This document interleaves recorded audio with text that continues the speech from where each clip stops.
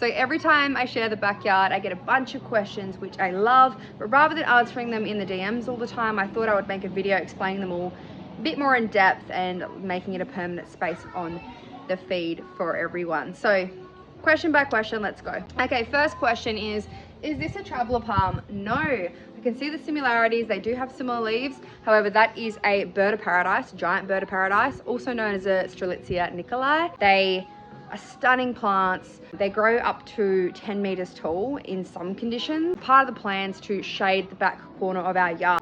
Where do we buy them from? We buy them from Mad Murray's. All of his tropicals are full sun grown from when they were seedlings, so they tolerate full sun. They're used to those conditions. They are super hardy compared to something that you might buy from an indoor plant shop or Bunnings. Second question is cactuses, how to grow them from cuttings. Now, all of our cactuses in our yard and in our pots and everywhere are grown from cuttings. We've got basically all of them for free, except the euphorbia, which was a full plant in a pot when we first got it, and we've just transported it into the garden.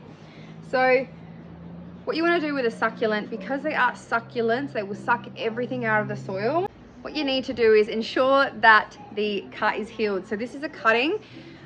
This one needs to go in the soil pretty soon. As you can see, it's turning yellow, which means that it's very dry. It needs a drink and some nutrients. So this was a cutting I took about 3 months ago, and I've let it dry and heal. So what you need to do is you really need to let this cut heal. You can see on the end there, it's quite hard, and you can see some roots are forming from the bottom there. So what that does is ensures that it's the appropriate way for water and nutrients to get let into the plant. If that's open, it's just going to completely sog out and get filled and die. So heal over first, then you can chuck it straight in some soil.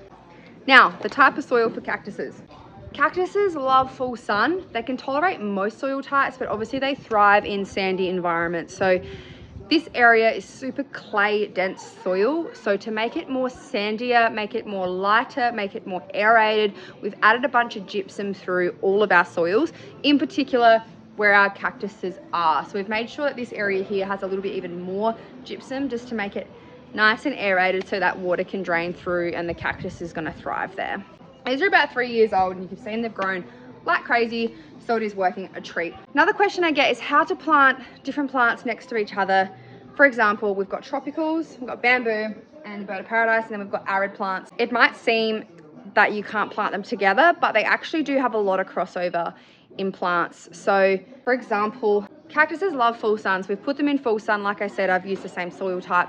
Birds of paradise actually prefer like a mid to sandy soil, so it's quite similar to the soil type that a cactus likes. It's just whereabouts you place them in terms of sun, shade, and things like that. Another question I get is, can you mix different design styles? Can you mix tropical with arid? Yes, yes, yes, I've done it, and it looks brilliant. It's totally fine. I actually totally stole this exact design style from Mon Palmer, who is an incredible Australian landscape designer, with one of her designs that she did in a house in Somerton Park here, and I fell in love with it instantly because I'd never seen anything like it. It had cactuses, it had birds of paradise, it had big tropicals, it had lily pillies, it had everything going on, and I was just like, that is epic. I haven't seen something like that before. So yes, you can do what you want, you can do what your heart desires. Again, it's just about placement and how to make sure that works in the correct sun and correct soil. If you need help choosing the right plants for your area and where you live, I do recommend checking out Bonnie Stacey's ebook. She has plant lists depending on where you live in Australia, proven plants that work. And do these plants work in the Adelaide Hills? Well, hot tip, we're not in the Adelaide Hills. Oakbank is not our area that we live in. It's just a name I chose a while ago. We actually live near the beach south of Adelaide. But even so, Adelaide Hills to here, our climates are very, very similar. Our climates here are actually even similar to Perth's climate in terms of landscaping. Again, check out Bonnie Stacey's ebook for these types of questions. You'll find a lot of answers in there.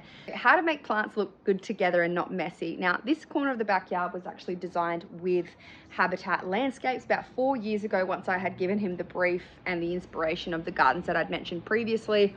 And he sort of put them in the right place, depending on where the sun hits, where the sun doesn't hit, for height, depth, a lot of different functions about that. But that doesn't help you. So if I were to do this again and you wanted to do it DIY, my biggest tips are checking out how wide your plants are going to grow and how tall they're going to grow from the start, and then place them that distance apart. If you want them to be more dense, put them a little bit closer together. If you want a more wispy sort of minimalistic garden, have them further apart and sort of map it out.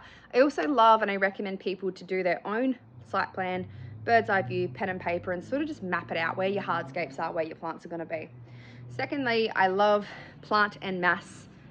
I think it's I'm not even going to say where it originates from, but it means plant in masses. So plant in clumps, plant in multiples. So you can see here I've got 3 cactuses together. It's a normal design rule. Do things in odd numbers. It's always more pleasing to the eye.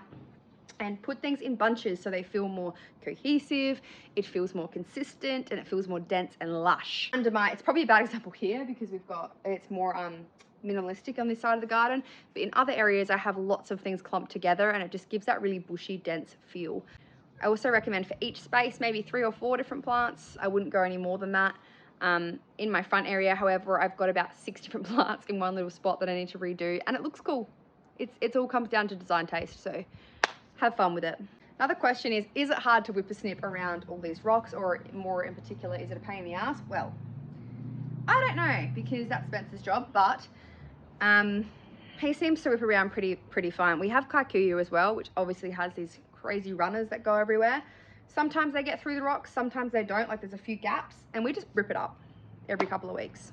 It's not too bad. Question I get all the time is how do we suppress weeds? So in most of our garden beds we have bark, quite a thick layer of bark which suppresses weeds, holds in moisture, has a bunch of different benefits which I've listed on a previous reel.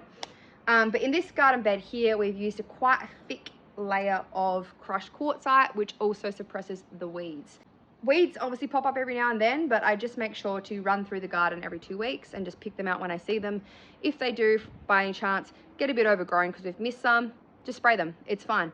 You can get really good sprays that kill the weeds and don't cause too much harm to the plants around them. Irrigation, totally recommend that. We have it through all of our garden beds, and I do credit that to why our plants are growing so well, because they have such consistent watering down to the roots. Spencer does it all himself. He buys all of the pipes and bits and pieces from Bunnings, but some particular pieces like the sprinkler heads and some of the other pieces of hardware he does get from Munn's Lawns on Brighton Road. And those places, those irrigation shops or those landscaping shops are really great to go and talk to and to say, look, I'm trying to set this up myself. Have you got any advice? Also, YouTube's your best friend. You can do it, and honestly, your garden will thank you for that. Our irrigation just runs on top of our garden beds. We obviously have sprinklers that are built into the ground, but our irrigation mostly runs on top of our garden beds, and it hides really well in between the bark. In this particular area, it doesn't that well because we have crushed quartzite, but we're going to dig that under shortly.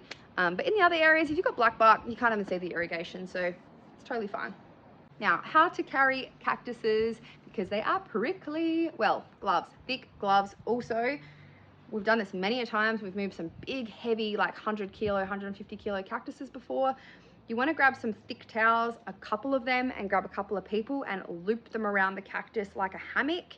So you've got your towel and you've got your cactus, and make sure you've got it on enough places so if anyone pulls on a certain pressure point, it doesn't snap, because they are extremely fragile and very heavy, especially if they're full of water. Now, I think that's it for today. I think I've answered all the questions, but if you have any more, please drop them below and I'll be sure to do another video.